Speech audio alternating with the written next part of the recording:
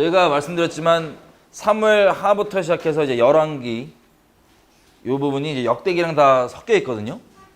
아직까지는 제가 마음을 못 정한 게 뭐냐면 역대기 열왕기 가면서 선지서까지 같이 거기 껴버릴지 아니면 선지서는 아예 나중에 따로 볼지를 한번 좀 생각을 해볼게요. 왜냐면 이번 저희가 성경 공부는 성경 전체를 보는 게 아니고 성경에 나와 있는 사건의 맥락을 쭉 이렇게 한번 전체 맥락으로 계시록까지 가려고 하는 거거든요. 그 전체 타임라인과 이거 순서를 좀 알면 제가 나중에 이제 얘기할 때 좀 더 쉬워지니까 뭐 부연 설명할 그런 설교 때도 그렇고 이제 다 할 필요 없이 그냥 그때 얘기하면 다 이제 짧게 핵심만 전달될 수 있으니까 저희 그런 내용을 위해서 좀 하고 있습니다. 자, 사무엘 하 시작입니다. 이제 여러분 제가 말씀드린 대로 아시겠지만 이 성경이요 선지서까지 사실 정말 어떻게까지 다 써 있어요. 계시록은 선지서들에 기록되어 있는 아직 역사적으로 성취되지 않은 부분들이 모아져 있는 게 계시록입니다. 그러니까 이미 기원 전에 하나님께서 인류 역사 어떻게 운영하실지 다 기록해 놓으신 거예요. 그게 언디 안에 들어있냐? 선지서가 얘기를 하면 자 열왕기 쭉 지나고 열왕기 끝에 보면 이제 바벨론을 끌려가잖아요.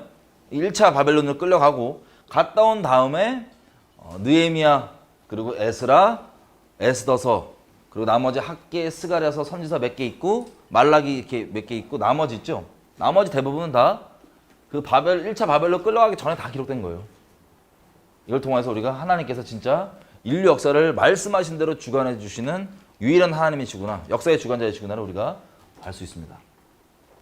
자, 그런 차원에서 사무엘 하 지금 그런 차원에서 저희가 보는 건데 사무엘 하 1장입니다.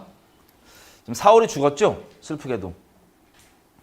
사울이 죽은 후라 1장 1절 다윗이 아말렉 사람을 도륙하고 돌아와서 시글락에서 이틀을 유하더니 그 시글락이라고 하면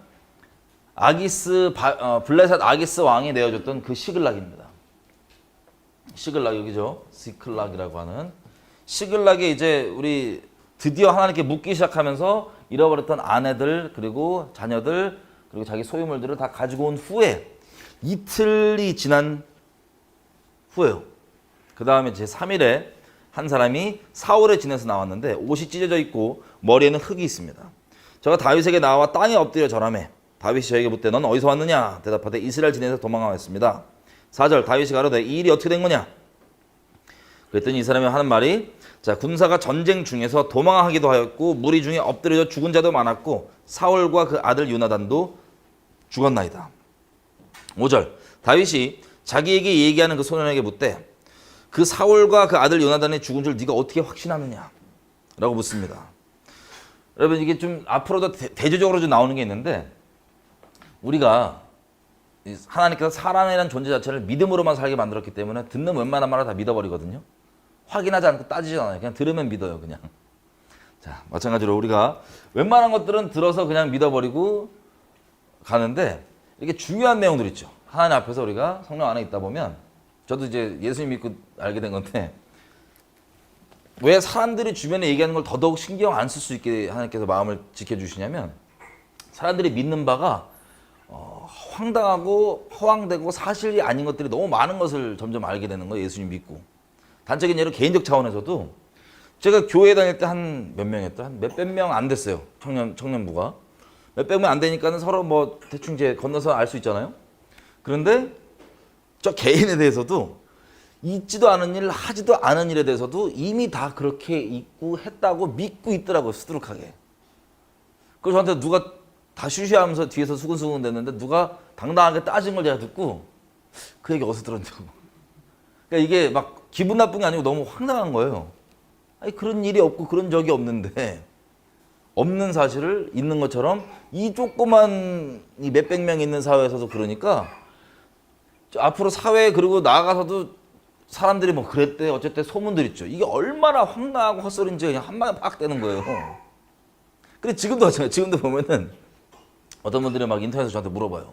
뭐 했냐. 그 얘기 들어보면 뭐 누가 그래 물어보면 말도 안 되는 이상한 출처. 뭐 예를 들어 어떤 사람이 뭐 자기가 저를 가르쳐갖고 이 내용을 설교시켰다 그래서 난 그 사람 본 적도 없는 사람 누구냐. 뭐 그 사람 내가 뭐 일본에 있다, 뭐 미국에 있다, 뭐 그러면서 저주를 막 때려 붓는데요. 막 일본에 내가 있는 곳에 난 딴 데 있는데. 하여튼 별의별 말도 안 돼. 근데 더 웃긴 거는 많은 사람들이 그런 내용들을 묻지도 따지지도 않고 그냥 믿어버리고 멋대로 생각하면서 그냥 사는 거예요. 그래서 얼마나 불쌍해요. 그럼 믿음이라는 게 얼마나 중요하냐면 제가 우리 뭐 예전에 같이 식사하다가 평평설 얘기가 나왔어요. 지구 평평설. 여러분 제발 부탁드리는데 이거 따지지도 말고 확인도 해보지 마세요. 지구 평평설. 이거를 뒤적거리는 것 자체가 미혹이에요. 그게 평평설이 존재하는 이유야. 마치 프리메이슨의 존재 이유와 마찬가지예요. 프리메이슨 같은 애들은 그런 애들이 있는데 뒤적거릴 필요가 없어. 걔네들 뒤적거리는 순간부터 말린 거야. 거기 매이거든요, 계속.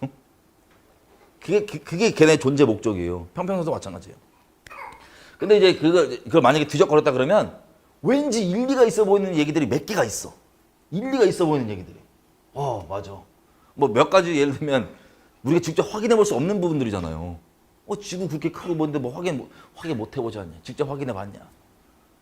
뭐 등등 여러 가지 그런 거짓말들을 믿게 만드는 그 근거로 여길 수 있는 것들이 몇 개가 이제 함정처럼 도사리고 있어요. 그것들이 들어가면 이제 막 성경이 어쨌든 더 설명이 잘 돼 보이는 것 같기도 하고 그러면서 특별히 기독교인들이 거기에 많이 빠집니다. 평평설에. 그냥 뒤적거리지 마세요. 그래서 제가 쭉 얘기하다가 이걸 막 거기에 논쟁에 휘말리잖아요. 그러면 이미 진 거예요. 마귀한테 속는 거야. 그 논쟁에 매이는 것 자체가 속는 거예요. 왜냐하면 진리가 아니라 거짓말의 이 터에 뱉고 가서 여기서 자꾸 논쟁을 시키니까 무슨 놈의 유익이 있겠어요. 자, 근데 저희는 한마디로 얘기를 했습니다. 잘 봐라. 그게 만약에 진짜라면 네가 생각하는 뭐 과학적으로 이럴 수도 있잖아 저럴 수 있다냐 그건 됐고 다 필요 없고 여지껏 전 세계 전체 다 인류 역사에서 전부 다 전 인류를 같이 한 마음으로 모여서 작당한 다음에 속이고 있는 거다.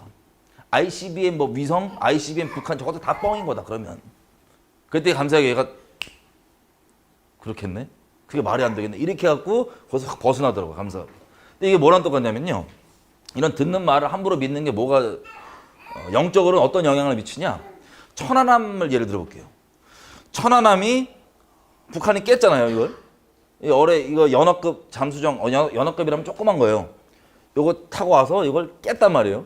그래서 어뢰 조각도 다행히 발견되고 다 됐어요. 어뢰로 깨진 거예요. 이해가 되세요? 큰 잠수함도 못 들어가고 그냥 연어급 잠수정이 이미 미국에서 확인을 했어. 연어급 잠수장이 사라졌다. 조심해라.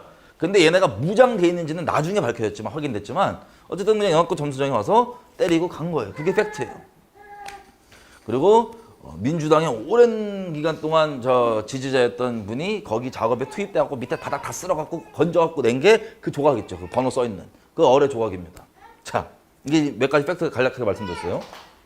그런데 북한이 했잖아요. 그냥 북한이 했는데 중요한 건 뭐냐면 이것 때문에 승진한 애들도 있고 북한에서 북한이 했는데 대한민국 사람들이 그 당시 때 여론을 물어보면 거의 50% 가까이 사람들이 북한의 소행이 아닐 거라고 믿었어요. 50% 가까운 40몇 프로. 그러면 국민의 거의 반이 뭐라고 믿었냐면 그때 한창 우리 정치인이나 유명한 사람들 나와서 뭐라고 했냐면 이게 자작극이라고 막 그랬잖아요. 자작극이라고 대한민국 자작극. 그래서 온갖 시나리오 나오는데 무슨 뭐 이상한 영화 막 잡다한 음모론 영화 나와갖고 누구는 뭐 이스라엘 잠수함이 깼다, 뭐 미국 잠수함이 깼다, 뭐 했다, 뭐 자작극, 어쨌든 자작극이라고 얘기를 하고 그거를 그 사람들이 설명은 잘 못해도 북한이 안 했다고 얘기하면 자작극이라고 거의 믿는 거예요. 쉽게 얘기하면. 자, 이게 어떤 위협이 있냐? 이 사람의 믿음이란 건요. 기본적으로 영적인 이런 영향이 있습니다. 만약에 내가 천안함 사태를 자작극이라고 믿잖아요.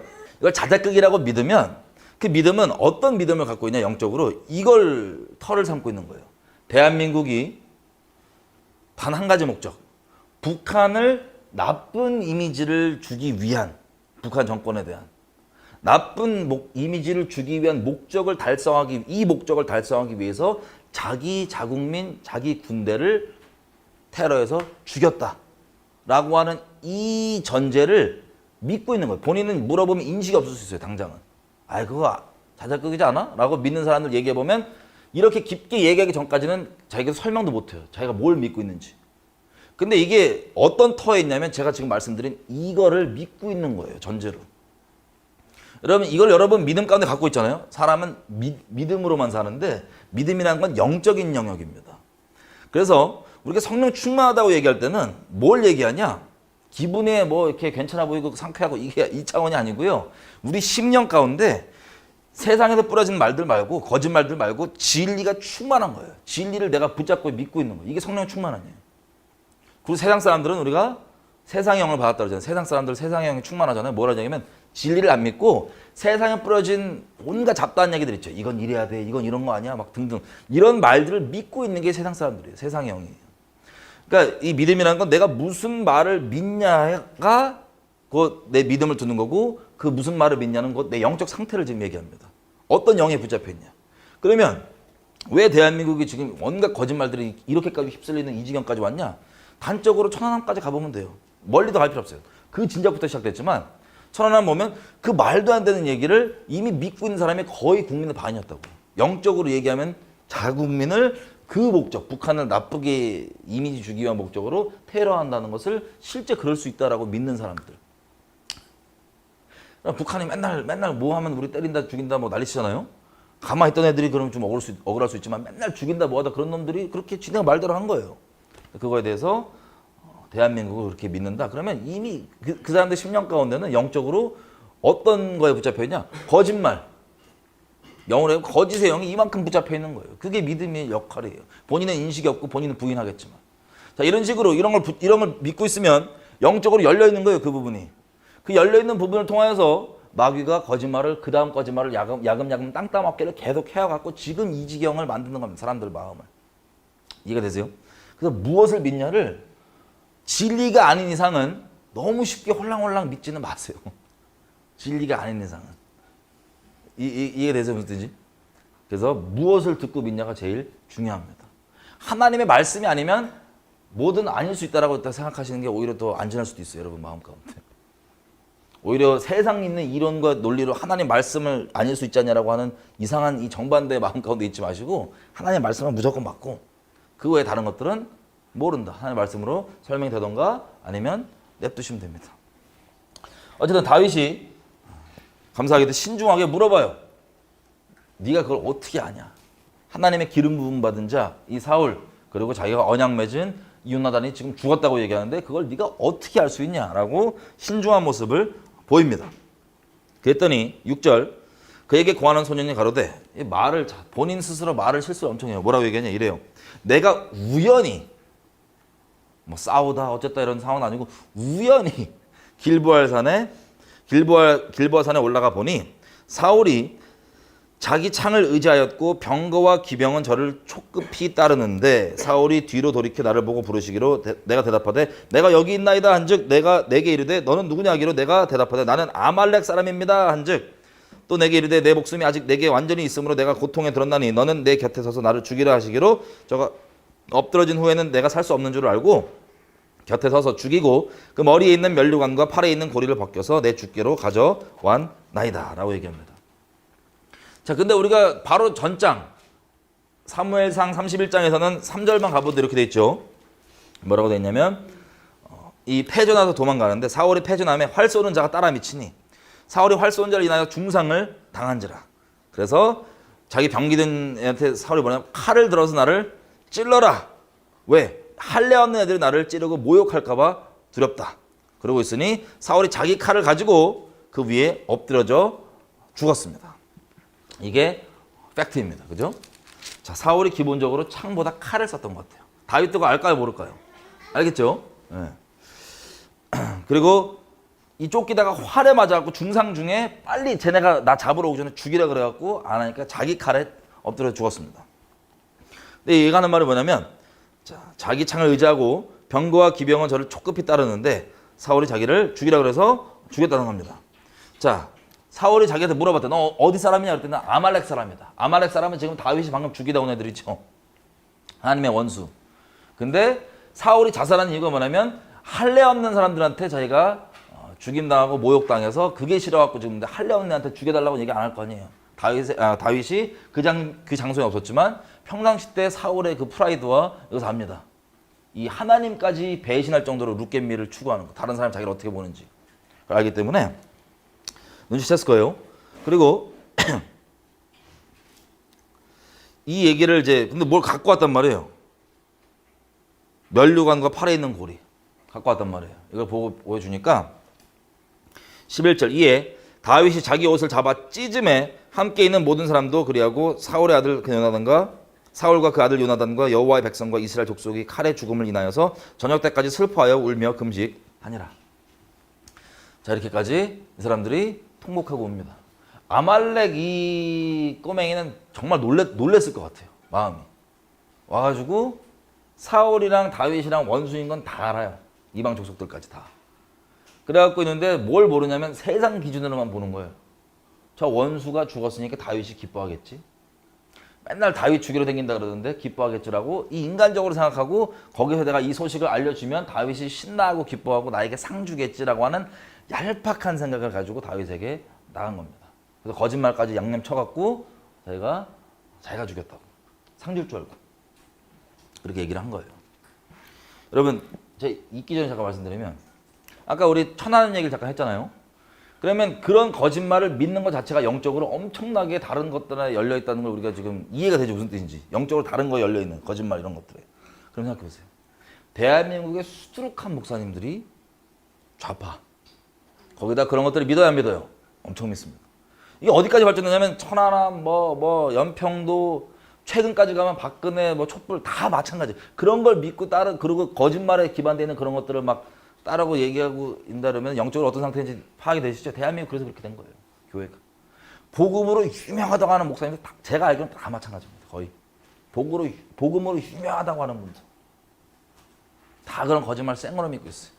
주변에서 성도들이 그런 얘기 나오면 말려서 그렇지 뭐라 그래요? 저기 옛날에 칼기 폭파 사건 이런 거 마유미, 김현희 이런 것도 노무현 정권 들어갔고 막 자작극이라고 난리치잖아요. 오히려 황당하게도 김현희 그게 왜 자작극이냐고 할 정도로 그때 이 비행기에 타 있는 한국 사람들을 생체 실험하려고 그렇게 자작극을 벌였다고 믿는 아주 유명한 목사님들도 있고 복음에 아예 그냥 잘 가르친다고 생각합니다.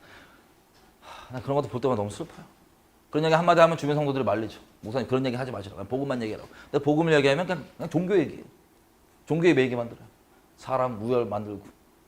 이런 것들이 지금 대한민국에 그래도 복음 잘 전한다고 생각하는 깨어있다가 목사들의 실체인 걸 보고 너무 슬프고 절망적이에요. 그러니 그걸 통해 흘러가는 영이 어떤 영들이 흘러가서 그런 걸 믿고 저 목사님 복음 저렇게 잘 전하는데 다른 말 하겠어? 슬픕니다. 대한민국 이렇게 된 이유가 이런 거짓말들의 귀 기울이고 믿는 것들 때문인 거예요. 슬프게도. 그게 영적으로 계속 흐르는 겁니다. 왜? 온갖 미디어와 언론과 영화와 TV와 우리 눈과 귀에 접하는 모든 것들을 가지고 계속 거짓말을 수십 년째 뿌려왔으니까 대한민국에서 의도적으로 귀신들이. 너무 슬퍼요. 그래서 우리 눈에 보이는 대로 그리고 귀에 들리는 대로 무조건 믿으니 하나님께 확인 안 하고 진리에 되지 않고 그렇게 믿으니 대한민국이 이 지경까지 가고 저 지경 중에서도 저 거짓말을 지금까지도 철석까지 붙잡고 당당히 하는 거예요. 교회들이. 슬프기도. 여기서 뿌려진 말들을 우리가 다 고지고대로 믿어왔던 거. 하나님만 믿어야 됩니다. 더더욱이나. 진짜 우리는 이미 대한민국은 거의 말세 어떤 미디어 거짓말로 갈지가 북한은 완전 통제하기 때문에 다 속아 있고 그리고 중국도 거의 통제하는 거잖아요. 그러니까 정보 원하는 내용만 갖고. 근데 대한민국도 크게 다를 바가 없어요. 영적으로 얘기하면. 거의 거짓말만 계속 뿌려대고 사람들이 진실과 거짓말을 들으면 기본적으로 우리가 죄인이기 때문에 뭐에 끌리냐? 거짓말에 더 끌려요. 영적으로. 이거랑 똑같습니다. 누구에 대한 안 좋은 뒷담을 우리가 들었다 그러면 그 사람한테 가서 확인해 보면 되거든요. 그거 진짜냐 아니냐. 되게 심플하잖아요. 그걸 믿기 전에. 그거 진짜냐 아니냐. 근데 그게 아니라 일단 이런 얘기 들으면 일단 거짓말 안 좋은 얘기는 그냥 아멘으로 땡겨요. 죄인이기 때문에 그건 쉽게 믿어요. 혹은 그 사람에 대한 칭찬을 들으면 에이 죄인이라서. 그래서 우리는 진리와 이런 얘기보다 거짓말에 기본적으로 끌리는 존재에다가 영적으로 이런 것들이 무차별로 우리에게 폭격으로 모든 미디어 컨텐츠들 디바이스 다 통해서 막 계속 24시간 떨어지니까 당연히 그렇게 우리 내면이 충만히 거짓말과 음란과 폐역과 이런 것들로 하나님 말씀에 대한 불신과 이런 것들로 가득 찰 수밖에 없는 그런 시대예요. 그래서 우리가 무엇에 귀 기울이는지가 정말 제일 중요합니다. 인생에 제일 중요합니다. 무엇에 귀 기울이는지. 하나님께 귀 기울이는 거. 나중에 하나님께 귀 기울이지 않고 온갖 거짓말들에 귀 기울이다가 인생 다 도둑질 맞고 뭐 우리 따지면 나라까지 다 도둑질 맞는 거잖아요. 다 도둑질 맞고 하나님 앞에 딱 섰는데 내 영혼까지 도둑질 맞았어. 거짓말에 귀 기울이다가. 그럼 어떡할 거예요? 아, 나 잘못 들었는데요? 우리 책임이에요. 남에게 뭐라고 얘기할 수 없어요. 왜냐하면 사람의 중심은 무릇 내게 속한 자는 진리를 듣느라고 예수님이 얘기하시죠. 중심으로 하나님을 정말 따르는 자들에게는 하나님께서 어떻게든 그 진리를 알게 해주시고 열어주셔서 모든 진리 가운데로 성령을 통해서 인도를 해 주십니다. 근데 그게 중심이 하나님 앞에 온전치 않으니까 계속 거짓말에 매여 있는 거예요. 그래서 남을 핑계댈 수도 없는 겁니다. 거짓말 하는 사람들이 그래서 안 나쁘다는 게 아니고 나쁘지만 그것도 둘째 문제예요. 하나님과 나 사이에서는. 우리의 중심으로 하나님 앞에 어떤 마음과 태도로 가는지. 이게 중요한 겁니다. 어쨌든 얘는 지금 아말렉 얘는 와가지고 이 얘기를 하면 자기가 상 받을 줄 알았는데 인간적 생각으로 이 전체가 통곡에 들어간 거예요. 밥도 안 먹고 막. 얼마나 당황했겠어. 이게 뭐지? 나 상 줄 건가? 아니면 하여튼 당황했을 거 아니에요? 그래서 13절 다 금식하고 있다가 다윗이 그 소년에게 묻되 너는 어디 사람이냐? 대답하되 나는 아말렉 사람 곧 이방인의 아들입니다. 다윗이 저에게 이르되 네가 어찌하여 손을 들어 여호와의 기름 부음 받은 자 죽이기를 두려워하지 아니하였느냐 하고 소년 중 하나를 불러 이르되 가까이 가서 저를 죽이라 하매 그가 침에 곧 죽으니라. 다윗이 저에게 이르기를 너의 피가 너의 머리로 돌아갈지어다 너의 입이 너에게 대하여 증거하기를 내가 여호와의 기름 부음 받은 자를 죽였노라 하면이라. 그러니까 지가 말 거짓말 때문에 죽은 거예요. 네가 네 말로 인하여서 죽은 겁니다. 17절 그러면 실제 얘가 죽인 게 아니라도 그 말을 보면 그 사람의 중심과 이것들 나오죠. 그죠? 17절 나오는 게 다윗이 사울과 요나단을 위해 지었던 노래입니다. 애가입니다. 애가. 19절 두 용사가 엎드러졌도다. 그리고 20절 이 일을 가드에도 아스글론에도 얘기하지 마라. 블레셋 사람의 딸들이 즐거워할까 염려한다. 21절 끝에 보면 두 용사의 방패가 버린 바 됩니다. 곧 사울의 방패가 기름 부음을 받지 않음같이 되었다. 쭉 얘기하고 26절 내 형제 요나단이여 내가 그대를 애통해함은 그대는 내게 심히 아름다움이라. 그대가 나를 사랑함이 기 여인의 사랑보다 더 위대하도다. 오라 두 용사가 엎드려졌으며 싸우는 병기가 망하였도다. 라고 애가를 지었습니다. 2장 그 후에 다윗이 여호와께 물어 가로되 이제 다윗은 이제 한번 시겁했잖아요. 안 묻고 막 여기저기 돌아다니다가 인간적으로 최대한 좋아 보이는 길로 가다가 가족과 소유물까지 다 뺏긴 적이 있은 이유로 다시 하나님을 묻는 그것을 회복한 거예요. 다시 묻습니다. 여호와께 물어 가로되 내가 유다의 한 도시로 올라갑니까? 여호와께서 가라사대 올라가라. 다윗이 가로되 어디로 갑니까? 헤브론으로 갈지니라. 이래서 헤브론으로 올라갑니다. 자, 헤브론은 저기 마므레 동굴 아시죠? 아브라함과 사라와 그 집안들 저 무덤 있는 거기 헤브론입니다. 거기 갈 때 2절 다윗이 그 두 아내 이스라엘 여인 아히노임과 아비가일을 데리고 올라갑니다. 3절 그리고 자기와 함께한 종자들과 그들의 권속들을 다 데리고 올라가서 헤브론 각 성에 거하게 하니라. 자, 갈렙에게 주었던 그 지역의 도시들이에요. 여기들을 다윗이 올라가서 다윗과 그 다른 사람들이 다 거기에서 머물기 시작합니다. 유다 사람들이 와서 거기서 4절 다윗에게 기름을 부어 유다 족속의 왕을 삼았더라. 유다는 먼저 기름을 붓고 사울이 죽었잖아요. 기름을 붓고 다윗을 유다 족속의 왕으로 추대를 했습니다. 다른 데는 몰라도 다윗 당신은 우리 유다 족속의 왕이십니다라고 기름 붓고 추대를 한 거예요. 그래서 후기 4절 다윗에게 고하여 이르되 사울을 장사한 사람은 길르앗 야베스 사람입니다 라고 얘기해 주니까 아까 길르앗 야베스 사람 우리가 봤었죠. 저번 시간에 길르앗 야베스 사람들에게 다윗이 사자들을 보냅니다. 그래서 뭐라고 얘기하냐면 5절 중간에 너희가 너희 주 사울에게 이처럼 은혜를 베풀어 장례를 치렀으니 여호와께 복을 받을지어다. 너희가 이 일을 하였으니 이제 여호와께서 은혜와 진리로 너희에게 베푸시기를 원하고 나도 이 선한 일을 너희에게 갚으리니 이제 너희는 손을 강하게 하고 담대히 하라. 내가 너희 주 사울이 죽었고 또 유다 족속이 내게 기름을 부어 저희의 왕을 삼았음이니라. 사울이 죽으면 그 다음부터 이제 문제가 뭐가 벌어지냐. 인간적인 문제로 얘기하면 세상적으로 왕자리 다툼이 벌어질 거 아니에요. 그죠? 사울 집안을 이어가는 그 왕이 가냐 아니면 다윗으로 가냐에 대한 게 있는데 다윗은 일단 유다 족속이 자기 휘하에 있었습니다. 그리고 길르앗에게 다윗이 왕의 권위로 유다 족속이 세운 그 왕의 권위로 축복을 해주는 거예요. 자, 이것만 보더라도 아예 기준이 다르죠. 다윗은요 감사하게 우리가 나중에 시편 18편 혹은 사무엘하 22장 이런 데 보면은 이 똑같은 내용이거든요. 18편이랑 22장이. 여기서 얘기를 해요. 하나님께 자기가 어떤 마음으로 하나님 앞에 있으려고 애를 썼는지가 나옵니다. 세상적 기준, 정치적 기준으로 가는 게 아니고 하나님 앞에 항상 자기는 하나님 보시기에 기뻐하시는 것들을 행하려고 해왔다는 것을 본인 스스로 얘기해요. 여러분 우리가 계속 사무엘을 보잖아요. 그러면 다윗이 우리가 세상에서 얘기하는 정치적 기준으로 절대 안 합니다. 오히려 정치에 빠삭하다고 하면은 슬픈 게 대한민국에는 전반적으로 타협할 줄 알고 사람 좀 속일 줄 알고 했던 말 번복할 줄 아는 것을 당연히 여기는 걸 정치하는 거라고 착각을 해요. 한국에서. 원래 정치는 바르게 다스리는 건데 백성들을 위해서 이것은 하나님의 공의와 진리 아니고는 안 되는 거예요. 근데 이미 정치에 대한 기준을 얘기해도 기독교 예수 믿는다고 하는 사람도 한국에서는 정치 얘기하면 적당히 속이고 적당히 술수 부리는 것들을 당연하게 여기는데 너무 슬퍼요. 어쨌든 감사하게 다윗은 그렇게 하지 않는 것을 우리가 계속 확인해 볼 수 있습니다. 그 원수를 죽었다고 얘기하면은 이게 기뻐야 되는데 오히려 하나님 앞에 기준이 뭐냐면 하나님이 기름 부음 받은 자가 죽음 당한 거에 대해서 다윗이 슬퍼하잖아요. 다윗은 철저하게 하나님 관점, 하나님 기준으로 생각을 하는 거예요. 관계에서. 그럼 이것이 어떻게까지 적용해 볼 수 있냐면 우리 인간 세상에서 이제 우리 살잖아요. 살면서 여러 가지 관계, 여러 가지 일들을 겪습니다. 그러면 우리 주변 사람들 중에 예를 들어서 사울과 같은 사람이 있다고 쳐봐요. 여러분에게. 막 짜증나죠. 생각하면 힘들 거 아니에요. 그런데 힘든데 다윗도 마찬가지예요. 이 600명 넘는 집안들 다 데리고 도망을 당기고 맨날 죽임 당하는데 이게 쉬운 일이 아니거든요. 절대.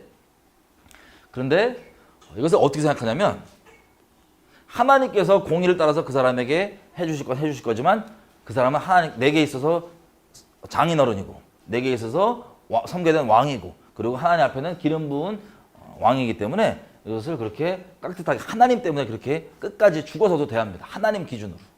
그럼 우리 인생에서 사울 같은 사람이 있으면 얄밉고 짜증나고 복수하고 싶고 막 어떻게든 해코지하고 싶을 거 아니에요. 그런데 어떻게 생각하냐면 하나님께서 이 사람을 통해서 다윗 내부적으로 다른 게 많으시죠. 그러니까 지난날 돌아보면서 다른 게 많이 있는데 다윗도 그걸 알아요. 그래서 그 악행을 옳다고 옹호해 주는 게 아니라 하나님과 나 사이에서는 그 사람조차도 그냥 뭐랄까 좀 그렇게 막 인간적으로 막 대하고 그런 게 아니라 하나님 안에서 나를 이렇게 연단해주는 도구다 이런 식으로 선하게 생각할 수 있는 거예요. 다시 얘기하면 인본적으로 그럴지라도 나를 선하게 다루는 도구니까는 저 악행을 옳다라고 얘기해 주는 건 아니에요. 하지만 이 모든 것들이 하나님 안에 내가 속해 있고 사울과 같은 사람일지라도 더더군다나 여호와께 기름 부음 받은 자 하나님께 인정하고 그렇게 가는 겁니다. 그래서 자기 원수되어 있던 이 사울이 죽었음에도 불구하고 기뻐하는 게 아니라 슬퍼하는 게 진심인 거예요. 하나님 앞에 우리가 계속 보겠지만 다윗이 나오는 행동들이 왜 하나님이 내 마음에 합한 자라고 얘기하냐? 하나님 마음을 따라서 행동하는 거예요. 정치적 술수를 따라서 세상에서 말하는 세상적 이 정치적 입장을 따라서 움직이는 게 아니라 자, 이 금식하고 우는 것들이 우리가 보다 보면은 이 사람이 진짜 이럴까라고 생각할 수 있지만 실제인 거예요. 하나님 마음 때문에. 하나님 마음에 반응해서 움직이는 게 다윗이었습니다. 어쨌든 이렇게 얘기를 하고 길르앗 야베에서 얘기를 하고 8절에 보면 2장 사울의 군장 넬의 아들 아브넬. 여러분 아브넬은 누구냐면 사울의 삼촌이에요. 나이 차가 얼마나 났는지는 기록이 안 돼 있어서 모르지만 기스 있죠. 사울의 아버지. 기스가 넬의 아들입니다. 그래서 아브넬이 사울의 삼촌이에요. 작은 아버지라고 해요? 작은 아버지구나. 한 삼촌? 어쨌든 그거예요. 기스랑 아브넬의 형제예요. 그럼 사울한테 작은 아버지인가? 결혼 안 하는 삼촌. 근데 아들이 있는 걸 보니까 나중에 아들 나오거든요. 역대기 보면은 아브넬의 아들. 그러면 작은 아버지네. 삼촌이 아니고. 작은 아버지입니다. 자, 아브넬이 이미 사울의 아들 이스보셋을 데리고 마하나임으로 건너가서 이스보셋이 누구냐면 역대기에는 이쉬바알이라고 써있는 이스바알이라고 써있는 그 사람 똑같은 사람이에요. 이 남아있는 아들 사울의 데리고 마하나임으로 건너갑니다. 자, 마하나임 건너가서 거기서 여기 마하나임 여기 사해고요 요단강 건너가서 마하나임 여기까지 건너갑니다. 거기서 길르앗과 아술과 이스라엘과 에브라임과 베냐민과 온 이스라엘의 왕을 삼았더라. 누구를? 사울의 아들 이스보셋을. 자, 이제 두 왕이 이스라엘에 있는 거예요. 이제 10절 사울의 아들 이스보셋은 비로소 이스라엘 왕이 될 때 나이 40세고 2년 동안 왕좌에 있느니라. 유다 족속은 다윗을 따르니 다윗이 헤브론에서 유다 족속의 왕이 된 날 수는 7년 6개월이더라. 자, 다윗은 7년 6개월 동안 헤브론에서 있었고 그리고 얘는 2년 동안 여기 있습니다. 2년 뒤에 살해를 당합니다. 이스보셋이. 자, 이 다윗과 이스보셋이 어떻게 왕자를 찾아야 되는 내용이 이제 나오는데 12절 보면 넬의 아들 아브넬과 사울의 아들 이스보셋의 신복들은 마하나임에서 나와 기브온에 이르고 스루야의 아들 요압과 다윗의 신복들도 나와서 기브온 목가에서 저희를 만나 앉으니. 기브온 여기요. 여기서 예메 쪽 애들 그리고 다윗 쪽 애들이 모입니다. 서로 왕들은 내버려 두고. 왜 모이냐? 야, 결판을 내자. 누가 왕으로 갈지 세상 말로 하면 쇼부를 내자 라고 모이는 겁니다. 자, 모여가지고 저희 앉아서 일단 앉아있어요. 자, 앉는다는 건 히브리 말로 안식에 거한다는 소리인데 어쨌든 앉아있습니다. 지금 앉아서 얘기를 하는 거예요. 결정을 내보자. 그랬더니 14절 아브넬이 요압에게 이르되 청컨대 소년들로 일어나서 우리 앞에서 장난하게 하자라고 요압이 장난하게 하자라고 돼 있어요. 개혁한 글은.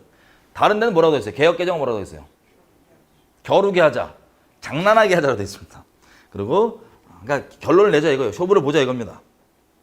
다 싸우지 말고 애들이 일어나서 쇼부를 보자. 15절 저희가 일어나 그 숫자대로 나가니 베냐민과 사울의 아들 이스보셋 편에서 12 다윗 신복 중에 12 이렇게 나와서 서로 싸웁니다. 16절 각각 상대편의 머리를 잡고 칼로 옆구리를 찔렀는데 24명 다 죽은 거예요.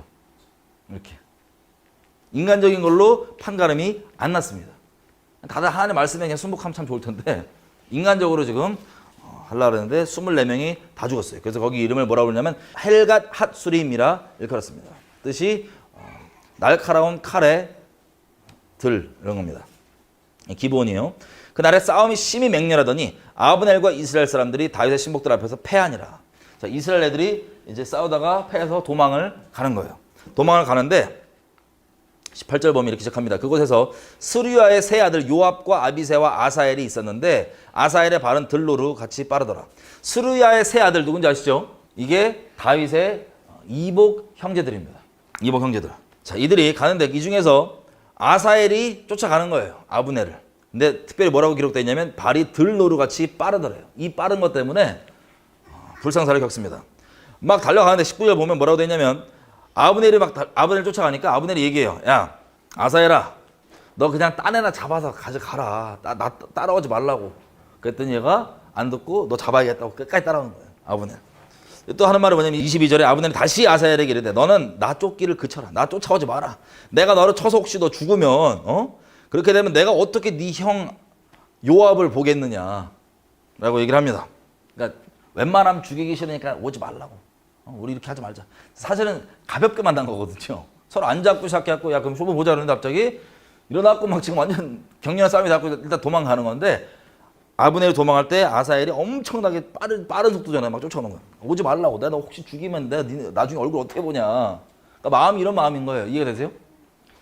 원수가 아니라 어떻게든 나중에 나오지만 아브넬도 알아요. 하나님께서 이미 말씀해갖고 다윗에게 이렇게 돼 있고 아브넬에게 이스라엘 장로를 찾아갖고 다윗으로 가야 되는 거 아니냐 계속 얘기해 왔어요. 그러니까 그러지 말라고. 죽이게 하지 말라고. 그런데 그걸 제끼고 끝까지 따라오는 거예요. 따라오니까 말 안 되니까 어떻게 얘는 죽이려고 따라오는데. 그래서 22절 아브넬이 23절 저가 치우치기를 싫어하며 아브넬이 창 뒤끝으로 그 배를 찌르니 여기 한국 표현을 보면 창 뒤끝으로 찌르면 죽인 것처럼 나오는데 의도적으로 영어 원문을 보면 뭐라고 돼 있냐면 창의 뒤에 보면은 이게 칼이 아니잖아요. 여기 뭉뚱그리 우리 저거 나무 뒤편이잖아요. 그죠? 그걸로 찔린 게 아니고 피어스가 아니고 스트로크 때린 거예요. 오지 말라고. 탁 때렸는데 얘는 속도가 어떻습니까? 아사엘 엄청 빠르죠? 이걸 오지 말고 배를 툭 찌르는데 이게 팍 뚫고 들어간 거예요. 너무 빨라갖고 이게 뚫고 들어간 거예요. 그래서 죽었습니다. 얼마나 빨랐으면.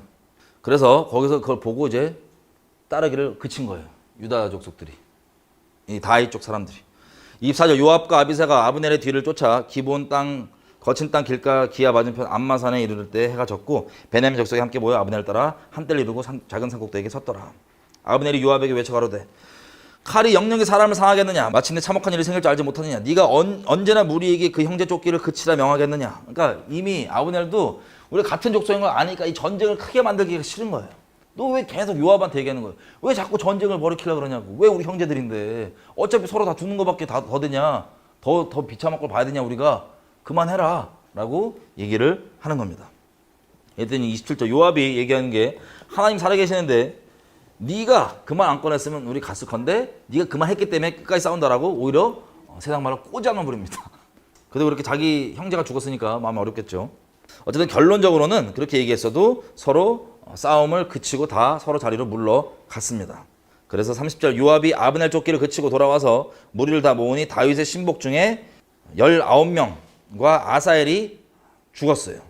자, 12명 그 쇼부보다가 나갔던 12명이 죽고 그리고 8명 아사엘까지 포함해서 8명이 죽었고 그리고 베냐민 쪽 저 이스라엘 쪽 아브넬에 속한 자들은 360명이 죽은 거예요. 이 차이가 엄청납니다. 그죠? 다윗 쪽에는 19명, 이스라엘 쪽에는 360명. 무리가 아사엘을 베들레헴에 있는 그 아비 묘에 장사하고 요압과 그 종자들이 밤새도록 행함에 헤브론에 이를 때 날이 밝았더라. 자, 아사엘과 그 아빠, 그 스루야의 아빠가 여기 아빠는 이세는 아니에요. 이세는 아니고 우리가 봤던 나하스라고 하는 이름의 사람이죠. 이들의 아빠. 그 묘가 마침 또 베들레헴에 있어. 다윗 어디 사람이죠? 베들레헴.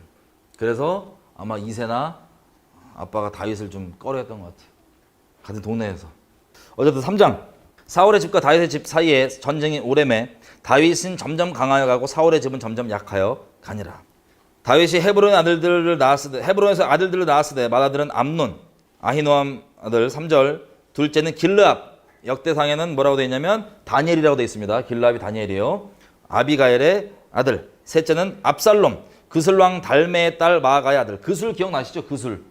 저기 막 다윗이 쳐들어가서 막 약탈해왔던 그 그술. 아람의 조그만 소국이에요. 아람에 이쪽 지역에 있는 그술이 있고 그 다음에 넷째는 4절 아도니아 학깃의 아들. 다섯째는 스바디아 아비달의 아들. 여섯째는 이드르암 아내 이름은 에글라의 아들. 이는 다윗이 헤브론에서 낳은 자들이더라. 자, 이거 막간에 잠깐 사이드 얘기인데 헤브론에 다윗이 얼마나 있었다고요? 7년 6개월.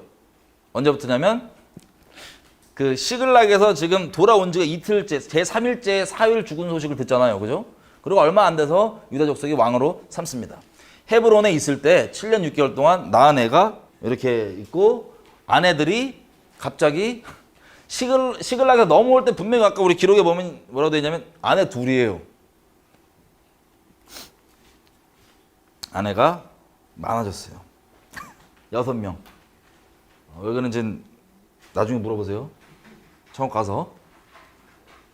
하여튼 6명이 됐고, 하여튼 율법에 보면 왕은 아내 많이 두지 말랬는데, 하여튼 다윗 형님이 약간, 하여튼. 그래갖고 애를 이렇게 많이 낳습니다. 우르르. 6절 보면 사울의 집과 다윗의 집 사이에 전쟁이 있는 동안 아브넬이 사울의 집에서 점점 권세를 잡으니라. 그러니까 아브넬이 아무래도 나이도 있고 연륜도 있고 아브넬이 잘 들으세요. 인간적인 예의상 도리상 뭘 했냐면 이스보셋을 왕으로 삼은 거예요. 인간적인 도리상. 자기 조카라 그래야 되죠? 조카 맞나요? 조카예요? 네. 네? 뭐라 그래야 돼? 손자예요? 자기 친아들도 아닌데 손자라고 쳐요? 몰라. 나 족보에 약해. 죄송해요. 하여튼 그 혈육이고 인간적인 마음으로 얘를 왕으로 세웠어요. 근데 인간적인 건 안 되죠. 네. 인간적인 건 안 되는데 어차피 인간적으로 용서받자 하나님 뜻만 이루어집니다. 이걸 세웠는데 당연히 연륜도 있고 그러다 보니까는 아비넬이 세운 거니까 아비넬이 실질적 권세자예요. 권세자로 이렇게 있는데 사울에게 7절 첩이 있습니다.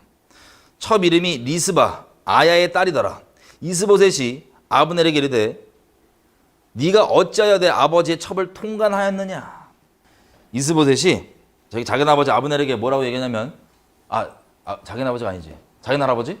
복잡하다. 어쨌든 아브넬에게 뭐라 그런 거예요. 어떻게 우리 아버지 첩을 그렇게 같이 간통을 했냐? 라고 얘기를 하니까 8절 아브넬이 이스보셋의 말에 매우 분이 여겨 가로되 내가 유다의 집 개머리냐? 강아지 머리냐? 내가 오늘 당신의 아버지 사울의 집과 그 형제와 그 친구에게 은혜를 베풀어서 너를 다윗의 손에 지금 내어주지 않고 있는 건데 오늘날 당신이 이 여인에 관한 거짓말, 잘못된 소문을 내게 책망한도다. 그러니까 뭐냐면 거짓말을 풍문을 잘못 듣고 책망한 것 때문에 열이 빡 터진 거예요. 다윗이랑 좀 차이가 있죠.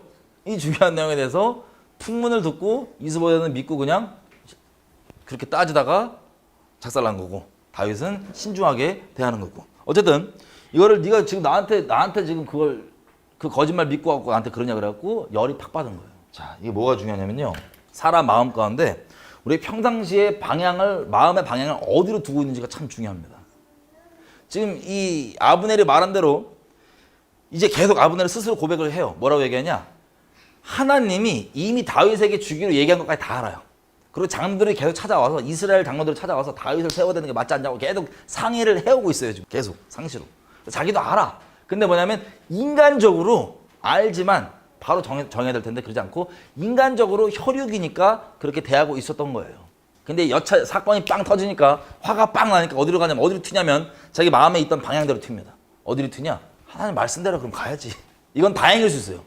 보통 우리가 죄인이다 보니까 마음의 방향이 안 정해 있으면 조금만 무슨 일이 생기면 방향이 어디로 튀냐?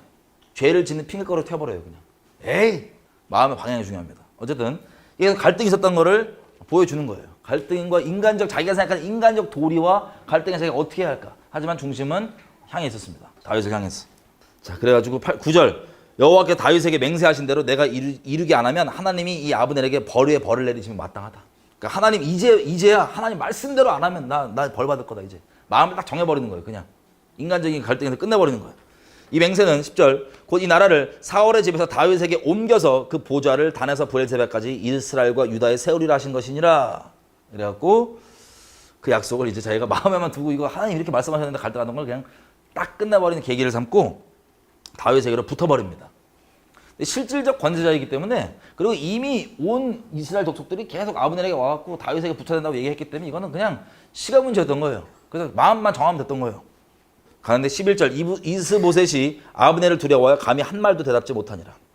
이스보셋이 여러 가지 이제 후회하겠죠. 거짓말 믿은 거에 대한 후회, 그리고 거짓말 믿고 뚜껑 열린 거에 대한 후회 등등. 12절 아브넬이 자기를 대신하여 사자들에게 다윗에게 보냅니다. 다윗에게 사람을 먼저 보냅니다. 아브넬이. 그래서 이 땅이 누구 겁니까? 당신은 나로 언약합시다. 내 손이 당신을 도와 온 이스라엘로 당신에게 돌아가게 하겠습니다. 자, 이 이스라엘 땅 사실 이스보셋 겁니까? 아니면 제 겁니까? 제가 실질적 권세자 아닙니까? 나랑 언약합시다. 나랑 언약하고 내가 이 이스라엘을 당신에게 속하게 하겠습니다. 이 언약은 동등한 언약이라기보단 어떤 연합이냐? 하나님이 말씀하신 다윗에게 여기 접붙여주는 순복의 연합이에요. 이해되세요? 온전한 연합. 우리 항상 얘기하는 연합이 다 좋은 게 아니고 하나님 말씀에 접붙여지는 거. 근데 다른 연합은 우리가 소위 얘기하는 요즘에 배교케 만들고 이상한 길로 가는 연합은 거짓말, 하나님 아닌 다른 것도 괜찮은 것과 이것과 동등하게 가는 여기에 속하거나 가는 이런 연합을 얘기하는 거예요. 근데 이거는 다윗에게 말씀하신 하나님의 말씀대로 그렇게 가겠다고 하는 온 연합, 접붙여지는 연합, 여기로 들어갑니다. 속해지는 겁니다. 다윗에게. 그래서 다윗이 뭐라고 얘기하면 좋다. 내가 너와 언약하고 한 가지를 너한테 요구하는데 나 보러 올 때 사울의 딸 미가를 데리고 와라. 아니면 내 얼굴을 못 볼 것이다. 다윗이 지금 아내가 6명까지 있고 미갈까지 하면은 이제 7으로 가는 거죠. 데리고 오라 그래요. 첫 아내죠. 그래서 14절 사울의 아들 이스보셋에게 사자들을 보내요. 이르되 내 첫 미갈을 내게로 돌리라 라고 다윗이 얘기를 합니다. 저는 내가 전에 블레셋 사람의 양피 100으로 정혼한 자니라. 여기서 또 볼 수 있는 게 뭐냐면 사울은 양피 100개 달라고 그랬어요. 요구로. 그죠? 다윗이 몇 개 줬는지 혹시 기억나세요? 200개 줬습니다. 다윗이 자기가 200개 준 걸 기억해요? 아니면 그냥 사울이 100개 달랐던 그것만 기억해요? 이게 항상 우리에게 좋은 겁니다. 어떤 거냐면 우리가 남에게 뭘 요구한 것보다 더 예수님이 그러잖아요. 너한테 뭐 요구하면 더 해주라고. 뭐 오리 가라가면 심리 가지고 이거에 대해서 우리가 심리 가지고 우리가 생색을 낸다. 그러면 약간 내가 심리나 가졌잖아. 이러면 약간 예수님이 하신 말씀과 약간 그 의도가 다를 수 있어요. 그죠? 그런데 우리가 누가 우리한테 못 해준 것만 기억하고 내가 잘해준 것들도 엄청 조그만 이만큼 해주면 이만큼 기억하잖아요. 못 해준 건 이만큼 기억하고 요만큼 못 했는데 이만큼 기억하고 그러지 마시고 그냥 내가 잘해준 거는 계속 하나님 때문에 진실되게 잘해주시고 기억지 마시는 게 편해요. 남이 나한테 못한 것도 그냥 잊어주시는 것도 같고 내가 남에게 조금 잘해주고 선대했다 잊어버렸어요. 그게 편합니다. 내가 했지 이러지 마시고. 자, 이게 하나님 앞에 합당한 마음 중에 하나입니다. 다윗이 그런 상태인 거예요. 자, 그래서 아내를 데리고 오라고 얘기했더니 15절 이스보셋이 사람을 보내갖고 그 남편 라이스의 아들 발디엘에게서 데리고 오는 겁니다. 미가를. 그랬더니 16절 그 남편이 저와 함께 오되 울며 바울임까지 따라왔더니 짜네요. 다윗이 인생에 보세요. 이미 살고 있잖아요. 또 새로 시집 가갖고. 물론 이게 이혼을 딱 한 건 아니지만 중내산에 이런 것 때문에 도망하느라고 생이혼이 됐고, 생이혼 중에 이 귀신 들린 사울이 그냥 다른 사람에게 넘겨서 준 거예요. 우리 첫째 아내를. 그래가지고 이렇게 있고 있었는데 다시 데리고 오라고 하니까 이미 이 미갈도 생각해보시죠. 잘 살고 있는데 또 여자가 또 마음이 얼마나 상처 많겠어요. 그거에 대해서 뭐 기록은 안 돼 있지만 살고 있는데 마음 정리하고 현실에 적응해서 살아야지 이렇게 살고 있었을 거 아니에요. 근데 또 다윗이 데리고 오라 그러니까는 남편이 울면서 따라와. 남의 일이니까 그렇지만 좀 짠하잖아요.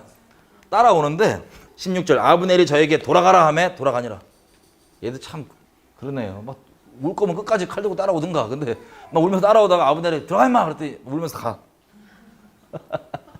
17절 아브넬이 이스라엘 장로들에게 말하여 가로되 너희가 여러 번 다윗으로 너희 임금 삼기를 구하였으니 보이시죠? 이미 진작부터 계속 다윗으로 임금하자고 얘기해 왔던 거예요. 18절에 보면 이제 그대로 해라. 여호와께서 이미 다윗에 대하여 말씀하시기를 내가 내 종 다윗의 손으로 내 백성 이스라엘을 구원하여 블레셋 사람의 손과 모든 대적의 손에서 벗어나게 하리라 하였음이니라.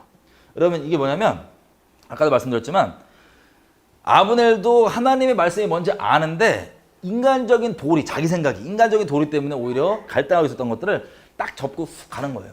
이제 아브넬은 아주 자유함 가운데 하나님의 말씀 가운데로 달려가는 겁니다.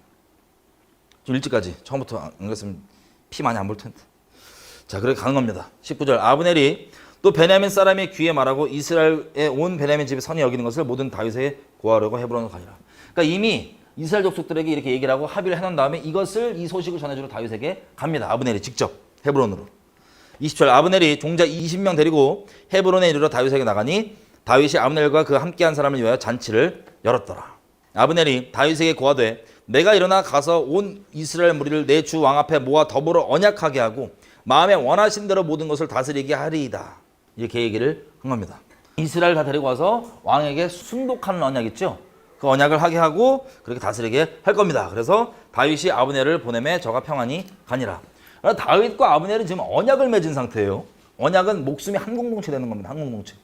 22절 다윗의 신복들과 요압이 적군을 치고 크게 노력한 물건을 가지고 돌아왔더니 아브넬은 이미 보냄을 받아 평안히 갔고 다윗과 함께 헤브론에 있지 아니한더라. 그러니까 어떻게 되냐면 요압과 얘네들이 나가서 싸우고 있을 때 전쟁을 치르고 있을 때 노력을 하고 있을 때 아브넬이 온 거예요. 그래서 아브넬이 와서 같이 잔치를 치르고 아브넬이 돌아갔습니다. 돌아간 후에 바로 요압과 얘네들이 온 거예요. 그랬더니 뭘 알게 되냐면 왕이 아브넬이 왔는데 그냥 보냈다는 거예요. 요압과 얘네들한테는 아브넬은 원수예요. 우리 형제를 죽인 원수. 그러니까 지가 저렇게 공세우고 괜히 형제들끼리 피 보는 것 때문에 사실 그런 부분이 있는데 그건 생각 안 하고 우리 형제 죽였다 이거야. 그래서 원수로 삼고 있는데 왕이 그냥 보냈다고 들으니까 열받은 거예요. 요압이. 그래서 뭐라 그러냐면은 24절 요압이 왕에게 나와 가로되 어떻게 그러시는 겁니까? 아브넬이 왕에게 왔는데 어떻게 저를 보내서 안녕하게 가게 했습니까? 안 죽이고 보냈습니까? 라고 왕에게 따져요. 요압이. 이놈이. 25절 왕도 잘 아시려니와 넬의 아들 아브넬이 온 것은 왕을 속이기 위함이다. 왕이 이 출입하는 것을 알고 모든 것을 하시는 것을 알려 함이다 하고 따지는 거예요. 뭐냐면 왕에게 제가 나온 거는 화평이고 언약이고 이거 다 속임이고 왕이 어떻게 거하는지 보고 여기 위치 파악하고 쳐들어오려고 그런 겁니다 라고 얘기를 한 거예요. 여러분 여기서 볼 수 있는 건 뭐냐면 그냥 요압이 하는 말일 수도 있지만 사람이 마음이 삐뚤어지잖아요. 이건 지금 하나님이 하신 일이죠. 우리가 아는 것처럼. 이제 드디어 아브넬이 마음을 인본적으로 자기 혈육을 위하느냐 하나님 말씀을 따르느냐 이 갈등에서 드디어 계기가 어쨌든 간에 하나님 따르기 결정하고 하나님 안에 앞에서 원래 말씀하신 대로 다윗에게 순복되는 언약들을 자기가 먼저 하고 나머지 이스라엘 족속을 데리고 오는 하나님의 경륜 가운데 지금 있는 겁니다. 근데 요압은 인간적이고 사적인 이 원한의 눈이 멀어 있으니까 하나님의 경륜이 안 보이고 하나님의 일하심이 보이는 게 아니라 인간적으로 속이는 거라고밖에 안 봐요. 이게 관점의 차이입니다. 똑같은 사건을 보고 어떻게 바라보냐. 제가 초반에 우리 믿음에 대해서 얘기했잖아요. 우리의 믿음이 왜 중요한지 아세요? 믿음은 곧 내가 어떤 영에 붙잡혀 있는지를 결정해 줍니다.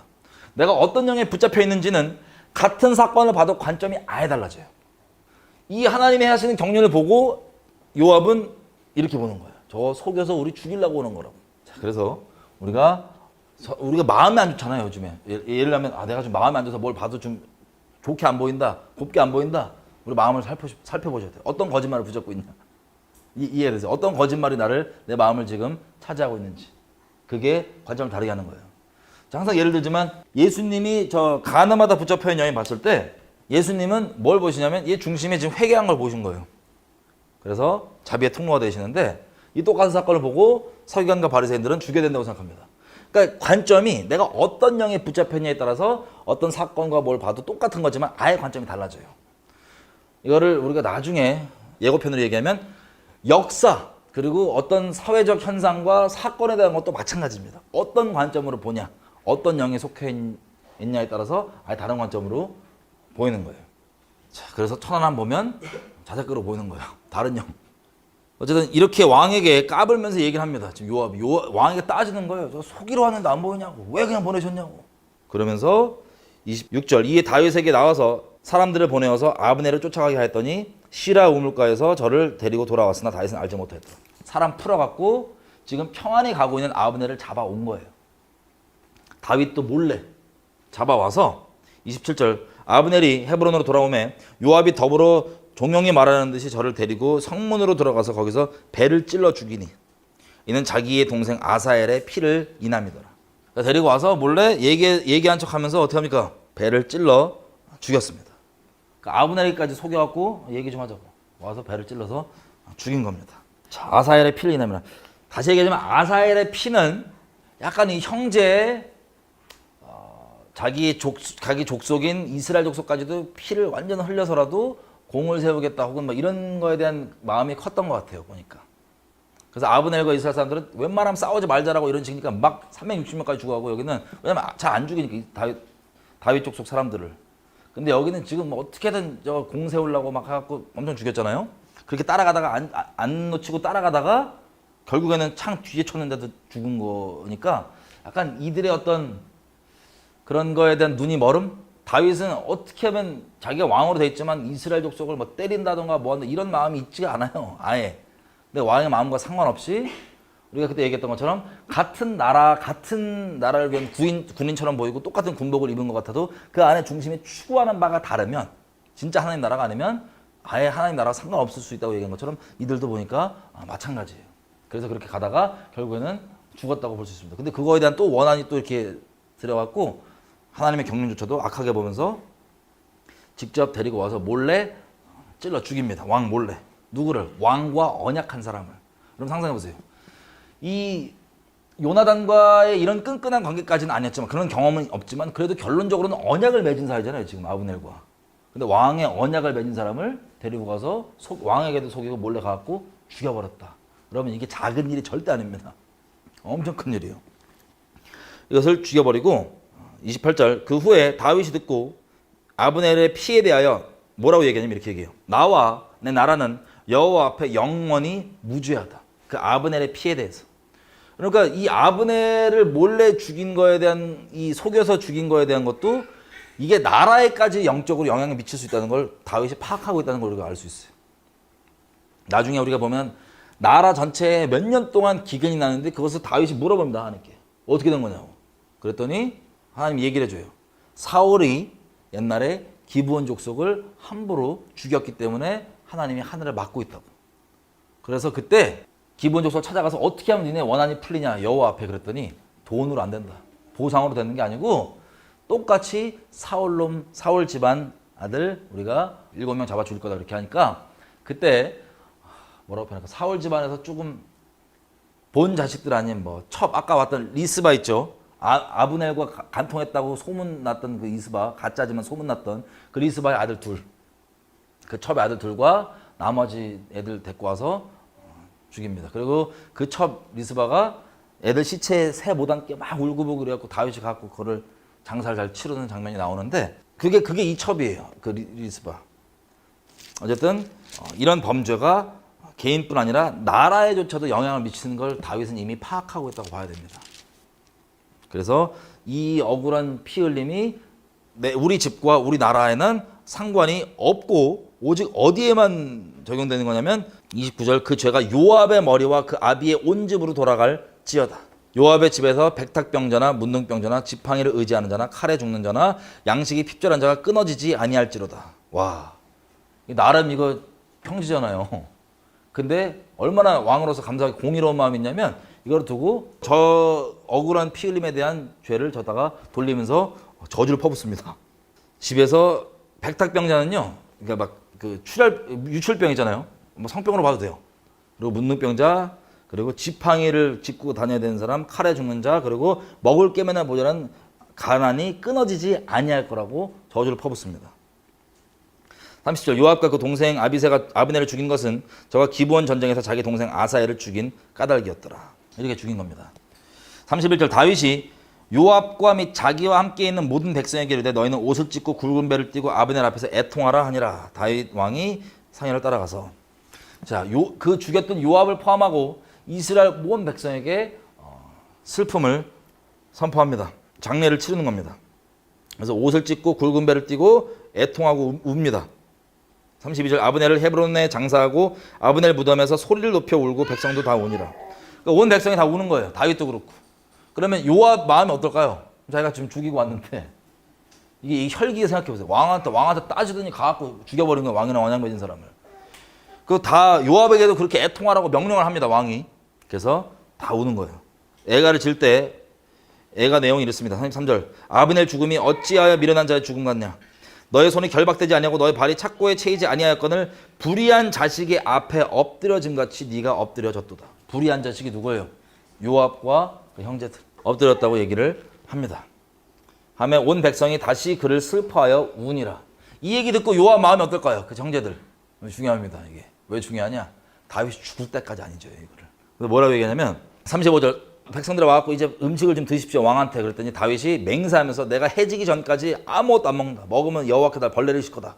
36절 온 백성이 보고 기뻐하며 왕이 무슨 일을 하든지 무리가 다 기뻐하므로 이날에야 온 백성과 온 이스라엘이 넬의 아들 아브넬을 죽인 것이 왕의 한 바가 아닌 줄을 아니라.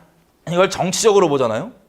그러면 이거 진짜 마음 없이 그냥 죽여갖고 나 때문에 지금 오해받는 거 아니야? 이래서 막 통곡을 하고 애곡을 하고 이거 지금 정치인들 상당수는 이런 이유 때문에 할 것 같아요. 만약 이런 일을 했다면. 근데 다윗은 실제 하나님 때문에 하는 거예요. 마음이. 무죄하다고 하는 말들 이런 애가들을 들으면서 만약에 금식 끝까지 안 하고 그랬으면 사람들이 어떤 말이 나올 수 있냐면 저거 다 정치적으로 저 짠 거야 라는 말이 틈이 될 수 있거든요. 근데 실제 행동으로 자기가 한 말과 이런 것들에 대해서 행동으로 끝까지 옮기니까 이 말과 행동이 일치해서 끝까지 옮기니까 온 백성이 진짜 아니구나. 그런 의심의 이 결을조차도 다 사라지는 거예요. 그러니까 하나님 앞에 정직하고 진실한 것이 그게 정치예요. 하나님의 공의로 다스려지는 거. 그게 올바른 거니까. 다윗은 이런 사람이었던 겁니다. 감사하게. 이 여정들을 통화하면서 술수 부리고 막 어디 가서 막 침 흘리고 도망가고 별의별 짓 다 해봤지만 결론은 뭐냐면 여호와께 정직하고 진실한 게 다라는 걸 알게 된 거예요. 그래서 마음에 하나님 마음 주신 대로 계속해서 진실되게 하는 것 자체가 여호와께서 다윗을 세우시는 이유이고 근거라고 다윗도 스스로 압니다. 내가 다른 길이 없고 여호와 앞에 온전히 있어야 되는 게 답이구나. 그냥 인생에. 우리도 마찬가지예요. 저번에 얘기했던 것처럼 말로 고백하는 이 믿음 이것도 중요한데 여기서 그치지 않고 이 우리 믿음은 어떻게 확인되냐면 그 믿음은 실제 행함으로 확인된다는 거 말씀드렸어요. 이게 마찬가지라 볼 수 있어요. 그래서 그 틈이 될 수 있는 거 이스라엘 백성들에게 저 쇼다보다 틈이 될 수 있는 거 아브날 이 술수를 속여갖고 언약 맺게 만든 다음에 죽였다라고 하는 이 모든 틈을 잘라버릴 수 있었던 겁니다. 38절 왕이 자기 그 신복에게 이르되 오늘날 이스라엘의 방백이요 또 대인이 죽은 것을 알지 못하느냐. 아비넬이 이렇게 큰 사람이었던 거예요. 내가 기름 부음 받은 왕이 되었지만 오늘날 약하여서 스루야의 아들인 이 사람들을 제어하기가 너무 어려우니 여호와는 악행한 자에게 그 악한 대로 갚으실지로다 하니라. 이거를 이제 죽을 때 있잖아요. 하나님께서 공의를 이루시길 기다렸던 것 같아요. 다윗이 이들에 대한 공의를 이루기를. 열왕기상 2장 5절에서 6절 보면 솔로몬한테 마지막 유언 중에 하나가 뭐냐면 요압이 무죄한 피를 흘렸기 때문에 너는 반드시 그를 백발에 평안하게 내려가게 하면 안 된다라고 얘기를 하는 유언을 줍니다. 뭐라고 하든 이유를 이렇게 얘기해요. 저희를 죽여서 태평한 시대에 전쟁의 피를 흘리고 전쟁의 피로 자기 허리에 띵띠와 발에 신의 신은 묻혔으니 너의 지혜대로 행하여 그 백발로 평안히 음부에 내려가지 못하게 하라. 그러니까 보면 하나님의 공의가 하나님께 이루시기를 기대했지만 안 이루어졌던 것 같아요. 끝까지. 그래서 아들에게 공의를 향하라. 얘기를 합니다. 이게 평생 다윗의 마음에 남아있던 거예요. 물론 중요 직책으로 이렇게 있지만 그 공의가 사울도 마찬가지예요. 다윗이 직접 건들지 않았잖아요. 왕으로 있고 하나님께서 언젠간 저걸 공의를 이루실 거 알고 기다렸고 공의가 자기 손으로 안 하고 하나님께서 이루신 것을 봤는데 어쨌든 요압도 기다렸던 것 같아요. 자, 이 요압이요. 다윗의 아예 철석부터 초반에는 계속해서 다윗에게 중추 세력이었습니다. 그리고 왕이 되고 세력이 전면되니까 이들이 이제 개인적인 이게 나오는 거예요. 아브넬을 죽인 것도 여러 가지 이유가 있지만 자, 크게 보면 정치적인 이유로 보면 지금 아브넬이 큰 사람이거든요. 저 사울 집안의 군대 장관이고 여기는 누가 군대 장관이냐? 요압이에요. 그럼 둘이 만약에 이스라엘 족속과 유다 족속이 합쳐진다 그러면 누가 장관이 될 거냐가 누구에게 이슈예요? 이 둘에게 이슈입니다. 요압이냐 아브넬이냐. 근데 누가 더 연륜 있고 누가 더 크냐? 아브넬이. 그래서 개인적 원한 플러스 정치적으로 아브넬이 살아있으면 안 되는 생각도 했을 거라고 봅니다. 왜냐하면 이 형제들 자체가 이게 심해요. 우리 저 아브넬 따라갔던 그때만 보더라도 같은 족속들끼리 죽는 것도 신경 안 쓰고 그냥 잡는 거, 자리 잡는 거, 정권 잡는 거 이게 크다 보니까 아마 아브넬도 그런 이유로 죽인 것도 없지 않아 있을 거라고 볼 수 있습니다. 그리고 우리가 요압에 대해서 약간 애매할 수 있는 게 이 이스라엘 족속이 합쳐지잖아요. 합쳐지자마자 잔치를 한 3일 합니다. 잔치 3일을 하고 여기 군대가 다 같이 와서 잔치를 하거든요. 이 잔치가 끝나자마자 바로 쳐들어가면서 이때 군대 장관 세울 얘기를 해요. 뭐라고 얘기하면은 여부스 사람들이 예루살렘에 살고 있으니까 아주 견고했어요, 성이. 그러니까 쳐들어오기가 이제 어려울 거라 생각하고 여부스 사람들이 아주 까부는 말을 함부로 합니다. 야, 장애인도 너 잡는다고. 손발 뭐 다리 저는 애도 너 잡을 수 있다고. 이렇게 하니까는 다윗이 열받아 갖고 그러면 저기 올라가서 저들이 저 지금 성벽 믿고 까부는데 저기 올라가서 누구든지 저놈 치는 사람을 내가 군대 장관으로 삼겠다고 딱 얘기를 해요. 다윗이 어떤 마음이 있었을까요? 요압을 치우고 싶었던 마음이 있었을 거예요. 그죠? 근데 누가 올라가냐면 하필 요압이 올라가고 다 잡아버려요. 그래서 요압이 장관 됩니다. 그러니까 다른 데 기회를 좀 주려고 했던 건데 요압이 올라가고 잡아버려요. 그래서 쭉 군대 장관으로 가는 겁니다. 그래서 아마 공의를 그냥 기다렸던 것 같아요. 그냥 다윗이. 자기가 한 말도 있고 한 말로 됐기 때문에 이걸 또 잡을 수는 없잖아요. 실제 군대를 주관하는 사람이 실질적 세력이에요. 왜냐면 대통령이 아무리 뭐라 그래도 군대가 야 대통령만 안 듣고 쿠데타 저거 이상한 저 반역자다 이렇게 해버리면 끝이에요. 그래서 초반에 아마 저 군대에 그렇게 할 수 있는 싹수 보이는 사람들을 정리했던 것 같아요. 대한민국은 이번 정권 들어오자마자. 근데 마찬가지로 이 군대를 다 다스리는 게 요압인 겁니다. 다윗 가운데. 그래서 다윗이 그냥 이렇게 했던 것 같아요. 자, 우리가 오늘 본 내용도 기억하면서 좀 이렇게 기도했으면 좋겠어요. 우리가 무엇을 믿냐? 어떤 말을 믿냐? 들리는 웬만한 말들. 요즘에는 유튜브나 뭐 온갖 이 미디어들이 우리에게 익숙하기 때문에 장단점이 있어요. 어떤 장점이 있냐?